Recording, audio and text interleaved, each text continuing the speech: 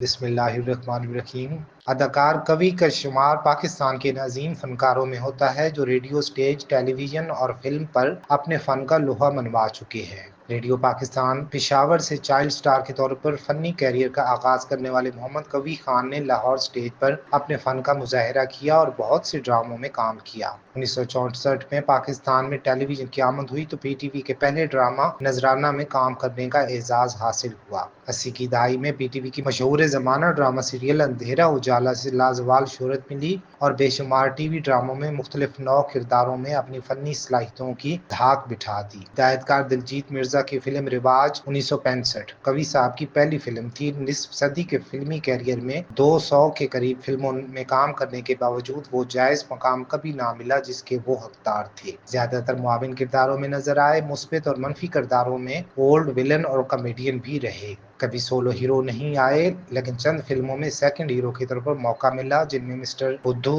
دیبا، اجنبی اور چوری چوری شامل تھیں۔